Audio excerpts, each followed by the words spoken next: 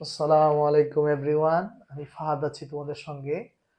আচ্ছা, আজকে হচ্ছে আমরা আমাদের প্রিভিয়াস যে চ্যাপ্টারটা ছিল মূলের ধারণা, এটা আমি শেষ করে দিছিলাম। ঠিক আছে, এখন হচ্ছে আমরা রাসায়নিক বিক্রিয়া, যেটা হচ্ছে আমাদের এই বইয়ের হচ্ছে সপ্তম অধ্যায়। ঠিক আছে, আমাদের বইয়ের হচ্ছে সপ্তম অধ্যায়, সেটা হচ্ছে রাসায়নিক বিক্রিয়া। ইংলিশ হচ্ছে কি, কেমিক্যাল রিঅ্যাকশনস। আচ্ছা, এই চ্যাপ্টারটা থেকে আমাদের প্রত্যেক বছরে মানে একটা কোশ্চেন থাকে। এটা এমন একটা চ্যাপ্টার যেখান থেকে একটা কোশ্চেন থাকে। ঠিক আছে, এখানে আমরা বিভিন্ন জিনিসপাতি নিয়ে আলোচনা করব আমরা। তো এই চ্যাপ্টারটা কেন ইম্পর্টেন্ট, এখানে আমরা হচ্ছে একটা সবচেয়ে গুরুত্বপূর্ণ বিক্রিয়া যেটা, সেটা হচ্ছে জারণ বিজারণ। এইটা নিয়ে আমরা হচ্ছে এখানে ধারণা পাবো। ঠিক আছে, আচ্ছা, তো আমরা বিসমিল্লাহ বলে শুরু করি। ঠিক আছে, আর হচ্ছে তোমরা কেমন আছো একটু আমাকে জানাই দিও কমেন্টে, মানে দিনকাল ভালো যাচ্ছে কিনা, পড়াশোনা কেমন চলতেছে, বা আরো যদি জীবন গঠিত কোনো প্রবলেম বা এভরিথিং যাই আমার সঙ্গে শেয়ার করতে পারো কমেন্টে। ঠিক আছে, আমি ইনশাল্লাহ আনসার দিব। দেখো, এই চ্যাপ্টারটাকে ইনশাল্লাহ আমরা অনেক ইজি ভাবে পড়বো। এই চ্যাপ্টারটাকে হচ্ছে আমরা তিনটা ভাগ করে নিই, দেন ওই তিন ভাগে আমরা চ্যাপ্টারটা পড়বো। দেখো, আমি এই রাসায়নিক বিক্রিয়া চ্যাপ্টারটাকে তিনটা মডিউলে ভাগ করি।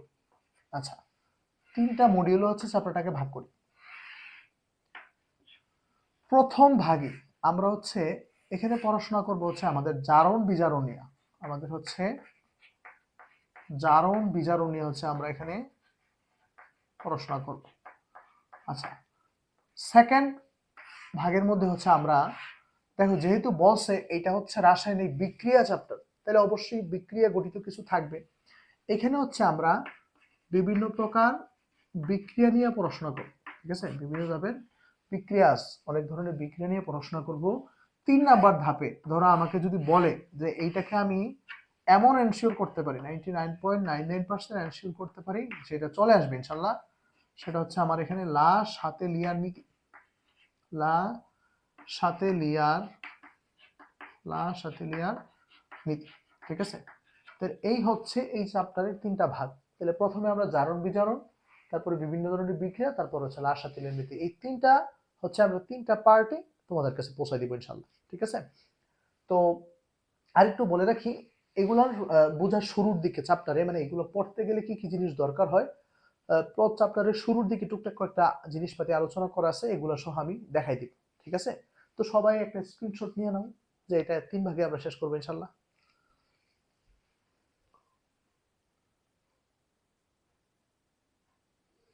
আচ্ছা, আই থিঙ্ক হয়েছে, হ্যাঁ। আচ্ছা, ঠিক আছে, আই থিঙ্ক স্ক্রিনশট নেওয়া হয়ে গেছে। আসো তাহলে হচ্ছে আমরা শুরু করি। তাহলে প্রথমে আমরা আমাদের প্রথম পার্টে আমরা জারণ বিজারণ বিক্রিয়া নিয়ে কথা বলবো। এটা মোটামুটি একটা লং টাইম ক্লাস হবে এবং খুবই গুরুত্বপূর্ণ। আমরা আশা করি ইনশাল্লাহ অনেক কিছু শিখতে পারবো। ঠিক আছে, দেখো শুরু করি। আচ্ছা, এগুলো কি ক্লিন করে দেই।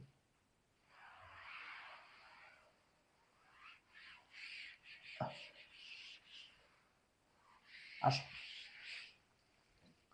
আচ্ছা, আমি জারণ বিজারণে যাওয়ার আগে আমরা যদি অ্যাকর্ডিং টু বই একটু যাই, দেখো সবাই তোমাদের বইয়ে হচ্ছে 144 পৃষ্ঠা থেকে হচ্ছে এটা মূলত স্টার্ট হয়। ঠিক আছে, বইয়ের মধ্যে হচ্ছে 144 পৃষ্ঠা থেকে হচ্ছে এটা স্টার্ট হয়। আচ্ছা, 144 পৃষ্ঠার মধ্যে যদি আমরা এই চ্যাপ্টার শুরু করি, সেটা হচ্ছে পদার্থের পরিবর্তন। পদার্থ কি হয়, চেঞ্জ হয়। দেখো তোমাদের এখানে দুই ধরনের পরিবর্তন দেওয়া আছে, একটা হচ্ছে ভৌত পরিবর্তন আর একটা হচ্ছে রাসায়নিক পরিবর্তন। কোনটা কি, একদম সিরিয়ালি যাই। ঠিক আছে, দেখো ভৌত পরিবর্তনটা হচ্ছে ওইটা যে পরিবর্তনের ফলে পদার্থটার বাহ্যিক চেঞ্জ হবে, কিন্তু অভ্যন্তরীণ কোনো চেঞ্জ হবে না।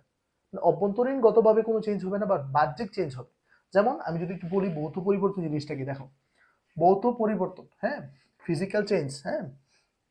আচ্ছা, ভৌত পরিবর্তন, আমি যদি একটু এটা নিয়ে কথা বলি, ভৌত পরিবর্তন। আচ্ছা, ভৌত পরিবর্তনটা হচ্ছে, ধরো আমার কাছে পানি আছে, হ্যাঁ, ধরো এইখানে হচ্ছে মনে করো ওয়াটার। আচ্ছা, এই ওয়াটার পানি, পানিটাকে মনে করো যে আমি ফ্রিজে রাখলাম। তো পানিটাকে যদি আমি ফ্রিজে রাখি, পানি কি হয়ে যাবে, বরফ হয়ে যাবে। পরে মনে করো যে এই বরফটাকে আবার আমি নামাইলাম, নামাইয়া একটা চুলার মধ্যে হচ্ছে এরকম করে ধরো যে তাপ দিতেছি। ঠিক আছে, এই পানিটাকে মনে করো যে বরফটাকে গলায়া পানি বানাইলাম, পরে হচ্ছে এটাকে নিচ দিয়ে কি করতেছি, তাপ দিতেছি। তাইলে এখানে এটা কি হয়ে গেল, পানিটা এটা হচ্ছে তাহলে গ্যাস হয়ে গেল। বুঝতে পারছি কিনা, তাহলে একটু যদি দেখি, প্রথমে এটা পানি ছিল, পানিকে আমি বরফ বানাইলাম, পরে বরফকে তাপ দিয়ে গ্যাস, গ্যাস বলতে এখানে কি বাষ্প আর কি, হ্যাঁ গ্যাস না, এটাকে বাষ্প লেখাটাই ভালো হবে, হ্যাঁ আমরা বাষ্পই লিখবো এটা। তাহলে এখানে কি হলো, বাষ্প। তাহলে দেখো ছিল পানি, এটার আমি কি বলছিলাম, বাহ্যিক চেঞ্জ হবে কিন্তু অভ্যন্তরীণ কোনো চেঞ্জ হবে না। মানে বাহ্যিকভাবে পানি, বরফ, বাষ্প এক একটা এক এক রকম, কিন্তু আমি যদি অভ্যন্তরীণ ভাবে তাকাই জিনিসটা কিন্তু পানি, পানি থেকে বরফ, পানি থেকে বাষ্প। তাহলে এটা হচ্ছে ভৌত পরিবর্তন। আরেকটা কনসেপ্ট আছে নিচে, সেটা হচ্ছে রাসায়নিক পরিবর্তন। তার মানে এইটা টোটালি চেঞ্জ হয়ে যাবে, এটা হচ্ছে টোটালি চেঞ্জ হয়ে যাবে। দেখো আরেকটা হচ্ছে রাসায়নিক পরিবর্তন। রাসায়নিক পরিবর্তনে কি হয়, ধরো যে তোমাদের বইয়ের মধ্যে একটা বিক্রিয়া দিচ্ছে, যেমন প্রাকৃতিক গ্যাসের প্রধান উপাদান মিথেন, এই মিথেনের সঙ্গে যখন অক্সিজেন বিক্রিয়া করে তখন এখানে কার্বন ডাইঅক্সাইড এবং পানি উৎপন্ন হয়। তার মানে ছিল মিথেন, এটা অক্সিজেনের সঙ্গে বিক্রিয়া করছে, কইরা কি হয়ে গেছে, মিথেনটা কার্বন ডাইঅক্সাইড হয়ে গেছে। মানে টোটালি রাসায়নিকভাবে চেঞ্জ, এটার অভ্যন্তরীণ বাহ্যিক এভরিথিং চেঞ্জ হয়ে যাবে। বুঝতে পারছি কিনা? তাহলে এই দুইটা হচ্ছে বেসিক ধারণা, জানা রাখলাম, পরীক্ষাতে তো আসে না এগুলো। আসো, এরপর হচ্ছে আমাদের একমুখী এবং উভমুখী বিক্রিয়া, এগুলা যাই না যাই আমরা যখন লাসাতিলের নীতি পড়বো তখন হচ্ছে আমাদের এগুলা কাজে লাগবে। আচ্ছা আচ্ছা, দেখো তাহলে একমুখী বিক্রিয়া, একমুখী বিক্রিয়া, একমুখী বিক্রিয়া কি, ধরো আমি যদি কার্বনের সঙ্গে অক্সিজেন মিলাই তাহলে এটা কি হবে, কার্বন ডাইঅক্সাইড হবে। এই কার্বন ডাইঅক্সাইডকে ভাঙলে আমি আবার এই কার্বন এবং অক্সিজেনকে আলাদাভাবে পাবো না। বুঝতে পারছি কিনা? ধরো কার্বনের সঙ্গে যদি অক্সিজেন বিক্রিয়া করি, কার্বন ডাইঅক্সাইড হয়ে গেছে, এই কার্বন ডাইঅক্সাইডকে ভাঙলে আমি আবার আলাদা করে কার্বন এবং অক্সিজেন পাবো না। তাহলে যেই রাসায়নিক বিক্রিয়ার মধ্যে বিক্রিয়ক পদার্থ সমূহ বিক্রিয়া করে একটা উৎপাদে পরিণত করে, কিন্তু উৎপাদটা আবার বিক্রিয়ক হতে পারে না, এটাকে আমরা বলি একমুখী। এবং এইটার চিনার সাইনটা হচ্ছে এরকম থাকবে, যে এরকম একটা একটা অ্যারোজিন, ঠিক আছে? তাহলে এটাতে কনভার্ট হতে পারে না। এখন আমরা জানবো হচ্ছে আমাদের উভমুখী বিক্রিয়া কি। উভমুখী, হ্যাঁ উভমুখী। আচ্ছা, উভমুখী। আচ্ছা, তাহলে উভমুখী কি, দেখো মনে করো যে এইটা দিল হাইড্রোজেন আর হচ্ছে আয়োডিন। আচ্ছা, এইটার চিহ্নটা থাকবে এইরকম। আচ্ছা, আমাদের বইয়ে মেবি এইটাই দেওয়া আছে, হ্যাঁ। আচ্ছা, এখানে হাইড্রোজেন আর আয়োডিন দুইটা মিলা ধরো যে এইটাই হাইড্রোজেন আয়োডাইড উৎপন্ন করলো, ঠিক আছে? তাহলে এখানে ছিল দুইটা, এখানে দুইটা, তার মানে দুই অনুর সামনে দিলাম, ব্যালেন্স আছে। এখানে হয় কি, এই বিক্রিয়ক পদার্থ বিক্রিয়া করে এখানে যে একটা উৎপাদ পাইলাম, এই উৎপাদটা ভাঙ্গা আবার হচ্ছে এগুলোতে কনভার্ট হইতে পারে। বুঝতে পারছি কিনা? আবার এইটা ভাঙ্গা এটাতে কনভার্ট হইতে পারে। তাহলে এটা হচ্ছে একটা উভমুখী বিক্রিয়া, ঠিক আছে? আচ্ছা, আমাদের এখানে এটা কাজে লাগবে। দেখো এই উভমুখী বিক্রিয়ার মধ্যে এই চিহ্নটা একটু কাজে লাগবে আমার, যে আমি যদি এরকম চিহ্ন পাই বুঝে নেব এটা হচ্ছে একটা উভমুখী বিক্রিয়া। আমাদের লাস-সাতিলিয়ার নীতি আমরা যখন পড়বো আমাদের হচ্ছে এই টপিকগুলা কাজে লাগবে। আচ্ছা, এরপরে এখানে আসো তাপ উৎপাদী এবং তাপহারী। তাপ উৎপাদী, তাপহারী খুব ইম্পর্টেন্ট। এগুলো এখান থেকে বুঝাই দেই যেন আমরা পরে গিয়া মানে পরবর্তীতে কোনো কিছু ঝামেলা ফেস না করতে হয়। একটা হচ্ছে তাপ উৎপাদী। আচ্ছা, নামে কি বোঝা যায়, যে তাপ উৎপাদী, হ্যাঁ তাপ উৎপাদী। আচ্ছা, তারপরে তাপ উৎপাদী মানে এই বিক্রিয়ার মধ্যে কি হবে, তাপ উৎপন্ন হবে। আবার যদি বলি তাপ হারি, তাহলে এই বিক্রিয়াতে কি হবে, তাপ হারাই যাবে, মানে তাপের কি হবে, শোষণ ঘটবে, ঠিক আছে? তাহলে একটা তাপ উৎপাদী আর একটা হচ্ছে তাপ হারি। এগুলা চিনার উপায় কেমনে, দেখো যদি একটা বিক্রিয়া দেয়, মনে করো এটা একটা প্রোডাক্ট, এটা একটা প্রোডাক্ট, আমি বিক্রিয়া করলাম, হ্যাঁ। আচ্ছা, এগুলা সাধারণত উভমুখী বিক্রিয়া হয় আর কি, হ্যাঁ। ধরো করার পরে এখানে একটা প্রোডাক্ট পাইলাম, দুইটা বিক্রিয়া করে, এটার সঙ্গে যদি এরকম থাকে, ধরো 92 কিলোজুল সাপোজ, ঠিক আছে? যদি এরকম থাকে যে 92 কিলোজুল প্লাস আকারে, তাহলে আমি বুঝবো এটা হচ্ছে তাপ উৎপাদী বিক্রিয়া। অথবা এইভাবে না থেকে এখানে এইভাবে থাকতে পারে, ডেল এইচ, আমরা অষ্টম অধ্যায়ে আছে, অষ্টম অধ্যায়ে আমরা এগুলো বের করে শিখবো। ডেল এইচ যদি মাইনাসে 92 কিলোজুল থাকে, ঠিক আছে, একটু দেখো। আচ্ছা, এই ডেল এইচ যদি মাইনাসে 92 থাকে, তাহলে ডেল এইচটা যদি নেগেটিভ হয় তাহলে আমি বুঝবো এটা একটা তাপ উৎপাদী। তাহলে হয় এই বিক্রিয়ার সঙ্গে প্লাস দিয়া বইলা দিবে যে এখানে এত কিলোজুল তাপ উৎপন্ন হয়েছে, অথবা এই ডেল এক্স নেগেটিভ দিয়ে বলে দিবে যে এখানে এতটুকু। তাহলে ডেল এক্স যদি নেগেটিভ হয় তাহলে হচ্ছে তাপ উৎপাদন। তো সেম ভাবে তাপ হারির ক্ষেত্রে যদি বলি, দেখো দুইটা জিনিস এরকম বিক্রিয়া করলো, করার পরে হচ্ছে এটার সঙ্গে মনে করো যে 80 কিলো জুল।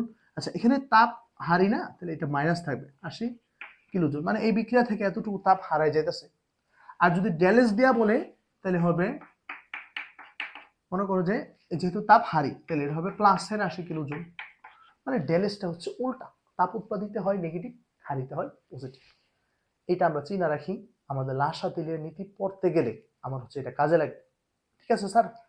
তো এই আর কি, আশা করি আপনারা বুঝতে পারছেন। এখন হচ্ছে আমরা আমাদের মূল পড়ায় চলে যাব, সেটা হচ্ছে আমাদের কি জারণ বিজারণ। এগুলো কেন পড়াইলাম, বইয়ে আসে শুরুতে দেখাই দিলাম যাতে আপনার কোনো প্রবলেম না হয়।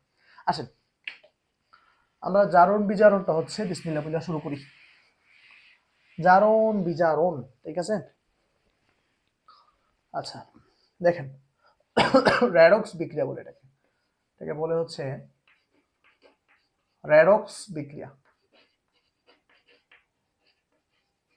আচ্ছা রেডক্স বিক্রিয়া, দেখেন এখানে দুইটা পার্ট আছে, একটা হচ্ছে র্যাড আর একটা হচ্ছে অক্স। আচ্ছা রিডাকশন শব্দ থেকে আসছে র্যাড কথাটা, এই র্যাড মানে হচ্ছে এখানে বিজারণ, রিডাকশন মানে হচ্ছে বিজারণ, এটা সংক্ষিপ্ত রূপ হচ্ছে র্যাড। আর হচ্ছে অক্স, এটা হচ্ছে অক্সিডেশন, অক্সিডেশন মানে হচ্ছে জারণ, ঠিক আছে?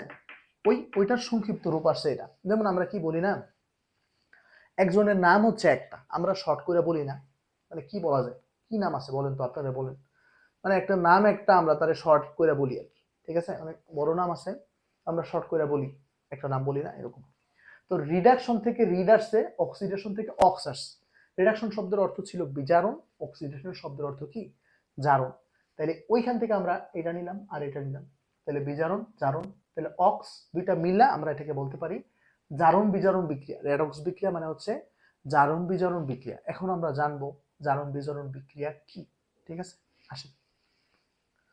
আচ্ছা আমি কি বেশি ফাস্ট যাই, একটু জানেন তো, মানে একটু তাড়াতাড়ি পড়ে ফেলি কিনা, নাকি আপনারা বুঝতেছেন বা কোনো প্রবলেম হলে জানেন আপনারা আমাকে। হ্যাঁ দেখেন, রেডক্স বিক্রিয়া মানে হচ্ছে জারণ বিজারণ বিক্রিয়া। আপনারা বইটা একটু রিডিং করেন, পাবেন এখানে আছে এভরিথিং। হ্যাঁ আসেন, তাহলে আমরা দুইটা জিনিস দেখলাম, একটা হচ্ছে জারণ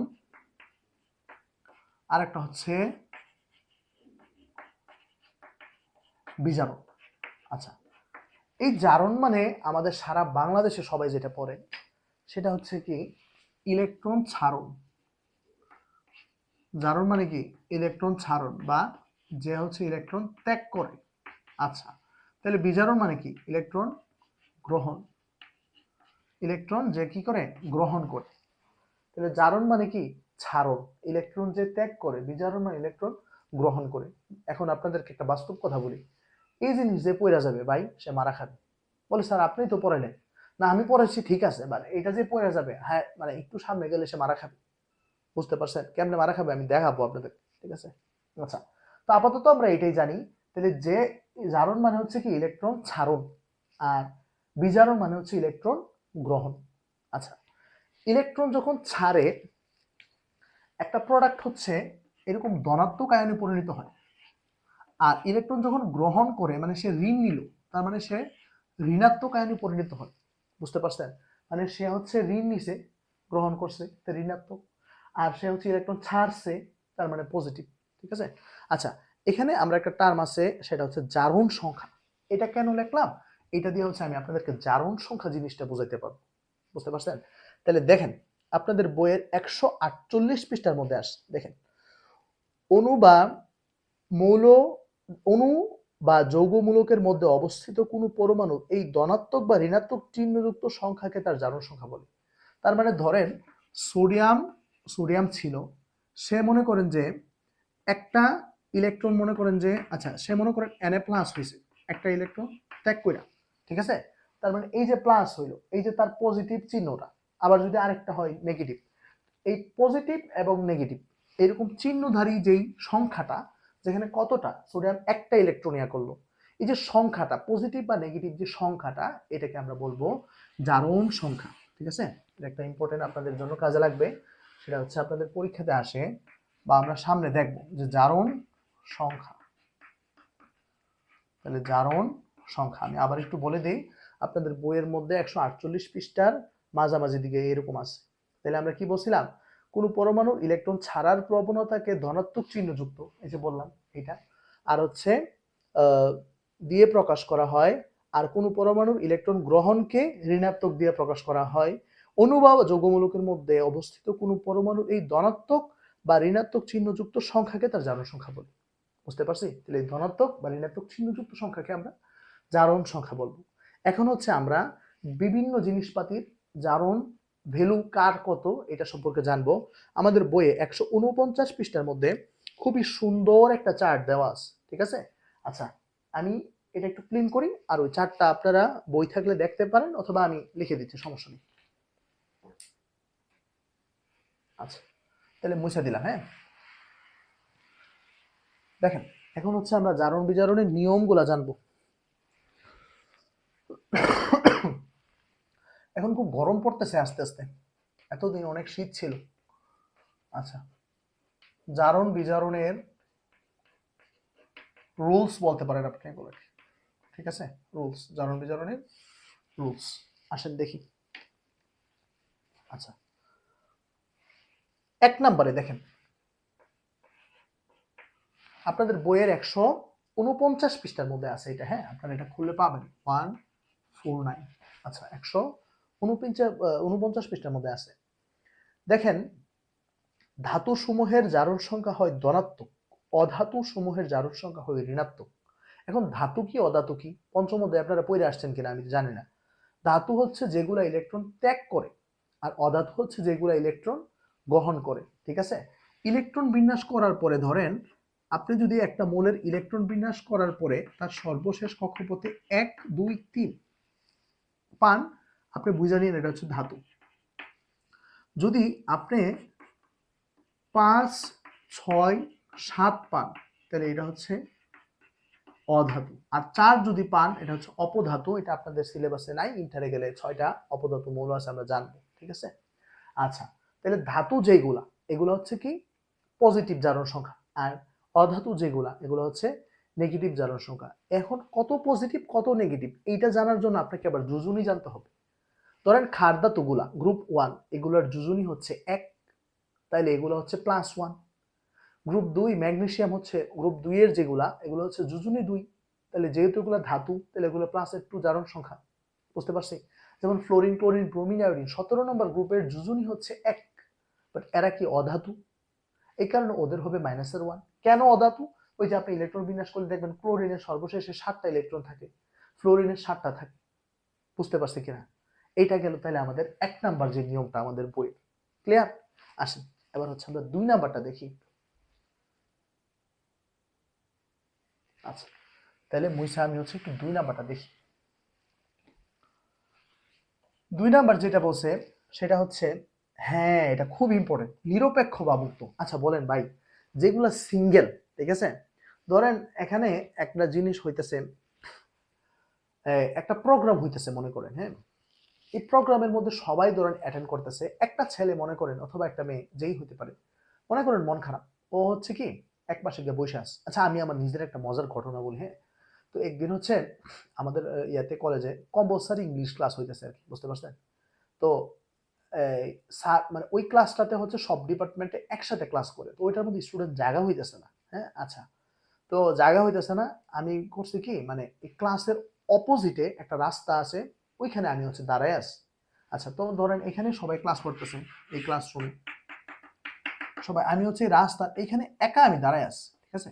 তো স্যারে কি জানে পড়াইতেছে, স্যারে পড়াইতেছে, পড়ানোর মাঝখানে একটা ওয়ার্ড আসছে লনলি। স্যারে আমাকে দেখায় বলতেছে, ওই দেখেন লনলি। বুঝতে পারছেন? স্যার বলতেছে যে ওই যে লনলি। আচ্ছা, তার মানে আমি কি ছিলাম এখানে, সিঙ্গেল ছিলাম, এরা এখানে ডাবল বা একসাথে ছিল। তাহলে এই সিঙ্গেল মৌল যেগুলো থাকবে, মৌল অথবা গ্যাস, ধরেন হাইড্রোজেন, মনে করেন হাইড্রোজেন সিঙ্গেল অবস্থায় আছে অথবা হাইড্রোজেন গ্যাস অবস্থায় আছে, এরকম যে কোনো মৌল হইতে পারে, ঠিক আছে? ধরেন এই যে ক্লোরিন সিঙ্গেল আছে অথবা গ্যাস অবস্থায় আছে, এদের জারণ সংখ্যার ভ্যালুটা হবে 0, ঠিক আছে? এদের জারণ সংখ্যা হবে 0। তাহলে মুক্ত মৌলের, এখানে কি বলছে, নিরপেক্ষ পরমাণু বা মুক্ত মৌলের জারণ সংখ্যাটা হয় 0। বুঝতে পারছেন? নিরপেক্ষ পরমাণু বা মুক্ত মৌলের জারণ সংখ্যাটা হয় কি 0। I think clear. আসেন আমরা সবগুলো আমরা জানবো না, হ্যাঁ, আমাদের নিচে কিছু আছে, এগুলো আমাদের আপাতত জানার দরকার নাই, আমি একটু বলে দিব, একটু মানে দেখে নিয়ে নেন। 3 নম্বরে আসেন। আচ্ছা, 3 নাম্বার হচ্ছে দেখেন, এখানে একটা দিছে পানি দিছে, এটা আমাদের খুবই কাজে লাগবে এই জিনিসটা এখন। হ্যাঁ, নিরপেক্ষ যৌগে পরমাণু সমূহের মোট জারণ সংখ্যা শূন্য হয়। এইটা হচ্ছে এখান থেকে হচ্ছে আমাদের মূল বেসিক পড়াশোনা। ঠিক আছে, কেমন বেসিক আমি আপনাদেরকে বলি। দেখেন, অক্সিজেন হচ্ছে একটা অধাতু। কেন অধাতু? অক্সিজেনকে হচ্ছে 8, আপনি যদি এমনি ভাঙেন 2 আর 6, তাহলে আমি বলছিলাম না 5 6 7 থাকলে অধাতু, তাহলে যেহেতু অধাতু তাহলে অক্সিজেন মাইনাস হবে অক্সিজেনের জারণ সংখ্যা।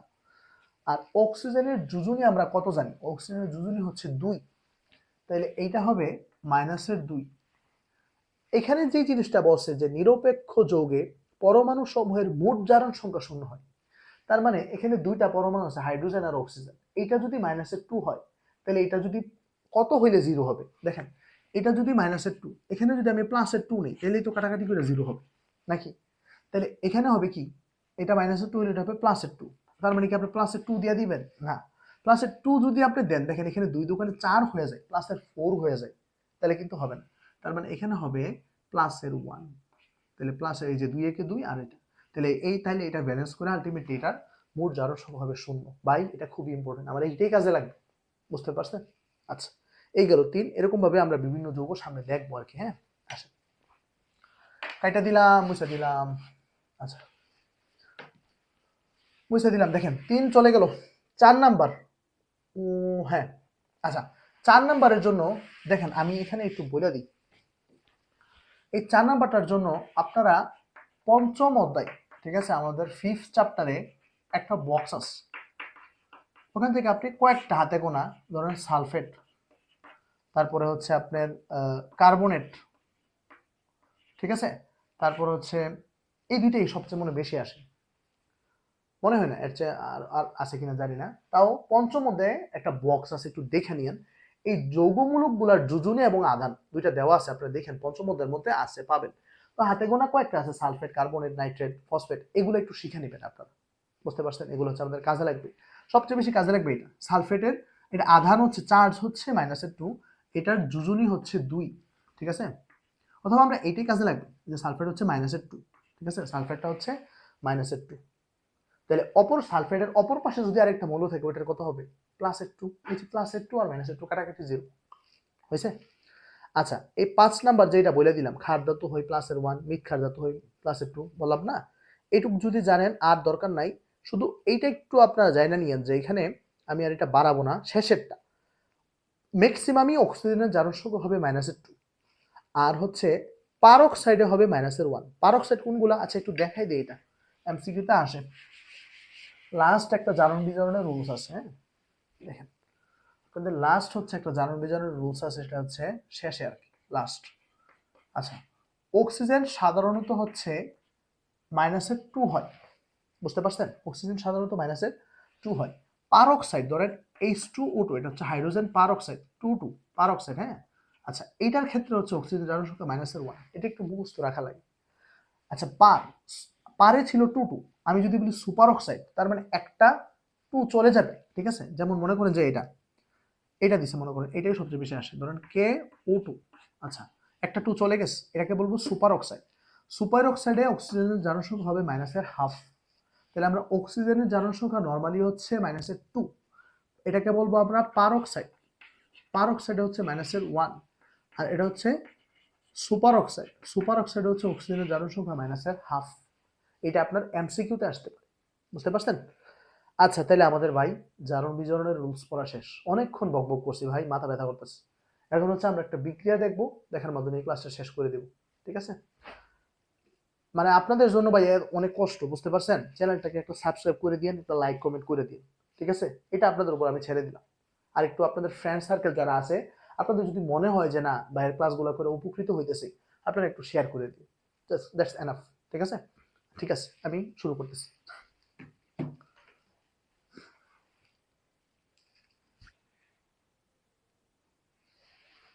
আসেন, তাহলে আমরা হচ্ছে এখন একটা জারণ বিজারণ দেখবো, এর মাধ্যমে আমরা আমাদের ক্লাস শেষ করে দিব। উফ, অনেক লং নিতেছি আজকে ক্লাস, বুঝতে পারছেন? এত লং আর সাধারণত নেয় নেই আমি। আচ্ছা, ধরেন একটা বিক্রিয়া এখানে দিলাম, জিঙ্ক এর সাথে মনে করেন যে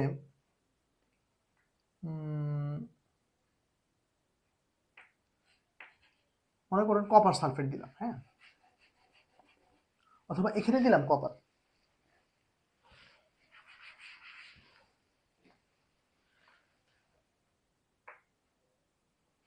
আচ্ছা, দিলাম জিঙ্ক আর এখানে দিলাম মনে করেন কপার সালফেট।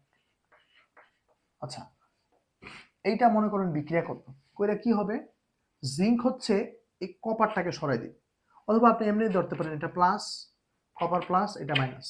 তার মানে এই প্লাসের সঙ্গে হচ্ছে মাইনাস বিক্রিয়া করবে, মানে হবে জিঙ্ক সালফেট, জিঙ্ক সালফেট। আচ্ছা, আর প্লাস হবে এখানে যে কপার ছিল এটা হচ্ছে ওদিকে চলে যাবে, এটাকে বলা হয় প্রতিস্থাপন বিক্রিয়া। এটা দিয়ে পোলাপেন অনেক মিন বানাইছে, আপনারা খেয়াল করছেন কিনা আমি জানি না, হ্যাঁ। মানে এইটা দেখেন, এই জিঙ্ক হচ্ছে এখানে কপারটাকে সরাই দিয়ে সে নিজে এখানে বসে গেছে, পোলাপেন অনেক মিম টিম বানাইছে, আমি খেয়াল করছিলাম। আচ্ছা, তো এইটা আমাদের বিষয় না, আমরা হচ্ছে এই বিক্রিয়ার মধ্যে জারণ বিজারণ বের করব, যে এই বিক্রিয়ার মধ্যে জারণ বিজারণ কেমনে হয় দেখেন। আচ্ছা, আমি এগুলো একটু মুছা দিই, হ্যাঁ। আচ্ছা, তো এই বিক্রিয়ার মধ্যে হচ্ছে আমরা জারণ বিজারণ শিখবো, অনেকগুলো আছে, আমি একটাই দেখাই দিই, আপনারা ওগুলো নিজে নিজে প্র্যাকটিস করবেন, সমস্যা হলে আমাকে পরবর্তীতে জানাবেন আর কি, হ্যাঁ। দেখেন, আচ্ছা, প্রথমে আমরা বলছিলাম দেখেন, জিঙ্কটা হচ্ছে এখানে লনলি অবস্থায় আছে, মানে সিঙ্গেল আস, হ্যাঁ। এটা কিন্তু একটা যৌগ, মানে কপার সালফেট, একটা যৌগ টাইপের, এটা সিঙ্গেল আস। তাহলে আপনাকে পড়াইলাম না, ওই যে আমি যে লনলি দাঁড়াইছিলাম, আমার জারণ সংখ্যা কত হয়েছিল, 0। তাহলে প্রথমে আপনি দিয়ে দিবেন যেগুলো হচ্ছে মানে সিঙ্গেলই, এগুলো 0। যেমন এখানে কপার সিঙ্গেল, এটা হবে 0, বুঝতে পারছেন? আচ্ছা, এখানে সালফেটটা হচ্ছে -2, পঞ্চম অধ্যায় আছে দেখেন। তাহলে সালফেটটা যদি -2 হয়, তাহলে আর পাশেরটা কত হবে, +2, কারণ দুইটা কাটাকাটি করে তো ভাই আমাকে 0 বানাইতে হবে, ঠিক আছে। এইদিকে আসে, এটা তো সেম, এই যে সালফেটটা হবে কত, এই যে -2, এটা হবে +2, বুঝতে পারছেন? তবে এখানে একটা কথা আছে, এই যেহেতু আমরা যেইটাকে ধইরা জারণ সংখ্যা বের করব, ধরেন আমি এখানে লাইট লাগাবো, একটা মইয়ের উপরে ওইটা লাইট লাগাইলাম, তো আমি আমি যখন আমার কাজটা শেষ, তখন কি আমার লাইটে আলো দিতেছে নাকি মইয়ে আলো দিতেছে বলে? মই তো ফালাই দিস, আলো দিতেছে কিন্তু লাইট, বুঝতে পারছেন? আমরা যেটা করব, সালফেটকে দইরা কপার বের করলাম, সালফেটকে দইরা জিঙ্ক বের করলাম, কিন্তু সালফেটেরটা আমার লেখা লাগবে না, ঠিক আছে, ওইটা হচ্ছে দর্শক আয়ন রূপে থাকবে, ঠিক আছে, ও খেলা দেখবে। আসেন, তাহলে আমরা এইটা মুছা দিই, শুধু ওইটা রাখবো, হ্যাঁ। আসেন, আচ্ছা, এই তো মুছা দিলাম। আচ্ছা, এবার হইল কি দেখেন, এখন আপনি যদি ওই কনসেপ্ট মনে রাখেন, জারণ মানে সারণ, বিজারণ মানে কি গ্রহণ না, এখানে যখন আসবেন দেখেন, মনে রাখবেন এখানে হচ্ছে এই জারণ সংখ্যা যেইটার বেড়ে যাবে, যার জারণ সংখ্যাটা বেড়ে যাবে ওইটার হবে জারণ, বুঝতে পারছেন? আর যেটার কমে যাবে ওইটার হবে বিজারণ। বলেন ভাই কি কি বললাম, বুঝি নাই। দেখেন, এখানে জিঙ্ক ছিল 0, ওই পাশে খেয়াল করেন তো, জিঙ্ক বেটা শহরে আসছিল গরিব অবস্থায়, আইসা এক লোকেরে গুন্ডার হাত থেকে বাঁচাইছে, বাঁচাইয়া সে হচ্ছে 2 হয়ে গেছে, সন্ত্রাসীদের হাত থেকে বাঁচাইছে, বাঁচানোর উপরে গ্রামে মনে করেন জিঙ্ক আসছিল, মানে গ্রামে ছিল, তো গ্রাম থেকে ঢাকা শহরে আসছে, আসার পরে শহরের এক শিল্পপতি ওরে হচ্ছে কি এক ভিলেনের হাত থেকে রক্ষা করছে, পরে ভিলেন নিয়ে ওরে ধরেন যে ওর ইন্ডাস্ট্রিতে চাকরি দিল, পরে কোটিপতি হয়ে গেল। মানে এরকম হইতো না বাংলা ছবিগুলোতে, আগে বাংলা যে সিনেমাগুলো ছিল। তাহলে দেখেন, জিঙ্ক ছিল 0, হয়ে গেছে +2, তার মানে যেইটার হচ্ছে জারণ সংখ্যা বেড়ে যাবে ওইটার হবে জারণ। ওই সারণ বারণ ভাই ওই কনসেপ্ট ওইখানে রেখে আসেন, বাদ দিয়ে দেন, দরকার নেই। তাহলে আপনি এখানে লিখে দেন, তাহলে এই জিঙ্কের হচ্ছে এখানে জারণ, জিঙ্কের হচ্ছে এখানে জারণ, এই জিনিসটাকে লিখে দিন, হ্যাঁ, জিঙ্কের হচ্ছে জারণ। আচ্ছা, দেখেন মিস্টার কপার সার ছিল +2, ওই পাশে গিয়ে কপার কি হয়ে গেল, মানে কিছুই তো নাই, দেউলিয়া হয়ে গেছে, ব্যাংক্রাফট। ব্যাংক্রাফট মানে দেউলিয়া, আপনাদের একটা ওয়ার্ড শিখাই দিলাম, হ্যাঁ, ব্যাংক্রাফট মানে দেউলিয়া। আচ্ছা, আমরা একটু ছোট করে লিখি, নিচে আমার পরবর্তীতে জায়গা লাগবে, এটাকে একটু এদিকে লিখি, দেখেন এরকম, হ্যাঁ। তাহলে মিস্টার কপার স্যার ছিল 2 কোটি টাকার মালিক, ওই পাশে গিয়া কিছুই নাই, খালি। তাহলে জারণ সংখ্যা যেটার কমে যাবে ওইটার হবে বিজারণ। তাহলে আপনারা এইটা মাথার মধ্যে রাখেন, তাহলে জারণ সংখ্যা যার বেড়ে যাবে ওইটার হবে জারণ, আর যেটার কমে যাবে ওইটার হবে বিজারণ। এটুক করলে হবে না, এখন হচ্ছে আপনাকে দেখাইতে হবে জারণ বিক্রিয়া। এভাবে লিখবেন, জারণ অর্ধ বিক্রিয়া লিখেন। হ্যাঁ, বইয়ের মধ্যে এভাবে লেখা আছে, জারণ অর্ধ বিক্রিয়া, জারণ অর্ধ বিক্রিয়া। আরেকটা হচ্ছে বিজারণ অর্ধ বিক্রিয়া। আচ্ছা, এই দুইটা আমরা এখন ফিল আপ করবো।